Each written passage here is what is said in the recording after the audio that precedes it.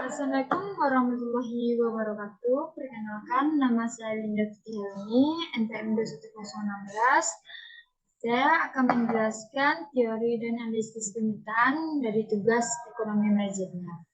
Baik, saya akan menjelaskan teori dan analisitas permintaan. Di sini saya akan menjelaskan pengertian elastisitas permintaan. Elastisitas permintaan adalah ukuran seberapa responsifnya permintaan suatu produk atau layanan terhadap perubahan harga. Semua faktor lainnya dianggap konstan. Dalam pengertian yang lebih formal, elastisitas permintaan adalah perfase perubahan dalam kualitas permintaan yang dihasilkan oleh satu perfase perubahan dalam harga produk atau layanan tertentu.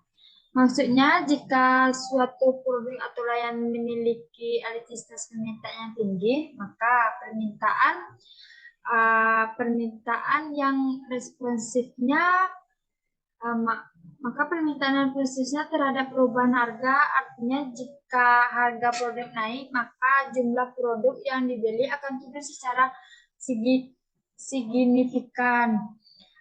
Sebaliknya, jika harga produk turun, permintaan akan meningkat.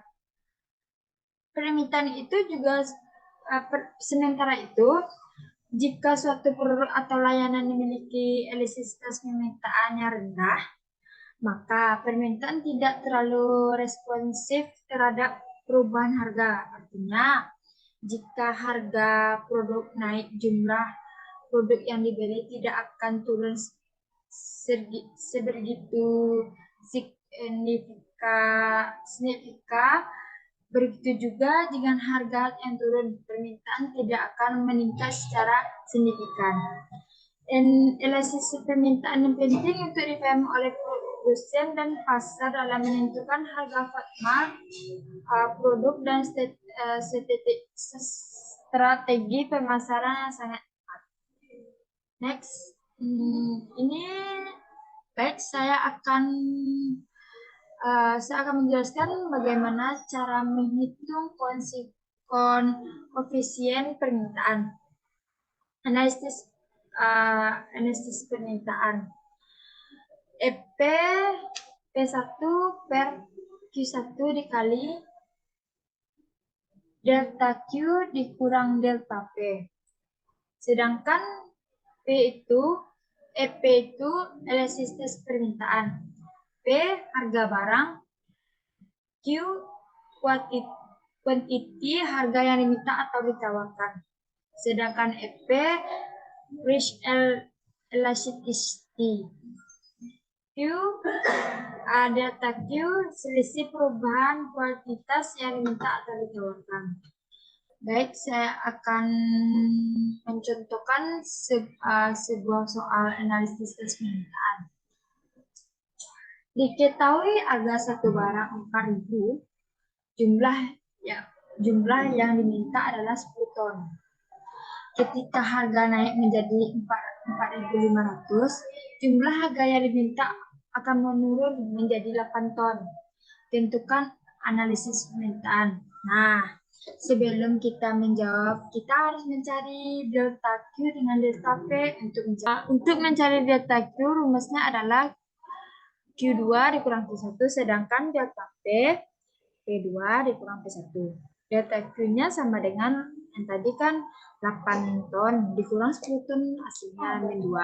Sedangkan itu harga yang kedua itu adalah 4.500 dikurang 4.000 adalah 500. Kemudian kita jawab. Kita masuk ke dalam rumus elastisitas. P1 harga pertamanya itu adalah 4.000 per Q jumlah yang minta pertama 10 ton dikali dengan Q2 per delta P adalah 500. E-nya elastisitasnya 4.000 dibagi 10, 400. Min 2 dibagi 500, hasilnya min 0,0. Kemudian hasilnya 400 dikali min 0,004 adalah min 1,6.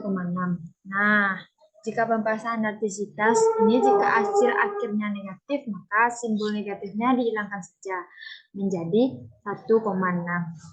Atau analisisnya sama dengan 1. Maka kesimpulan bahwa analisis permintaan itu 1 yang dinamakan sifatnya analitis. Elatis. Nah, baik, saya akan menjelaskan faktor yang mempengaruhi analisis permintaan. 1. Ketersediaan barang pengganti. Nah, ketersediaan barang pengganti itu maksudnya semakin banyak yang dekat barang pengganti yang tersedia, semakin tinggi kemungkinan elastisitasnya. Ini karena orang-orang dapat mudah untuk beralih ke satu barang ke barang yang lainnya jika terjadi perubahan harga yang kecil. Jika tidak barang pengganti, maka kemungkinan permintaan terjadi tidak elastis. 2. Luasnya keberadaan produk. Maksudnya itu semakin luas keberadaan suatu produk atau semakin rendah elastisitasnya. Sebagai contohnya, perusahaan makanan berat akan cenderung memiliki elastisitas permintaan yang relatif tinggi jika ada pengganti tersedia. Sementara perusahaan makanan khas Indonesia bisa menjadi pemilik elastisitasnya permintaannya sangat rendah karena tidak ada pengganti. 3. Berfase pendapatan masyarakat. Semakin tinggi prestasi pendapatan konsumen yang diwakili oleh harga produk, semakin tinggi elastisitasnya. Karena orang akan lebih memperhatikan saat membeli barang, karena biaya umumnya produk yang lebih mahal akan cenderung inelastisitas karena tidak bisa mewakili masyarakat luas. 4. Kebutuhan masyarakat. Nah, jadi saya menjelaskan, semakin diperlukan suatu barang, semakin rendah elastisitasnya. Karena orang akan berusaha membeli berapapun harga, berapapun barang yang bisa dipengaruhi kehidupan sosial seperti tabung oksigen atau hormon insulin masuk ke dalam kategori tersebut. 5. Terakhir, durasi perubahan harga. Untuk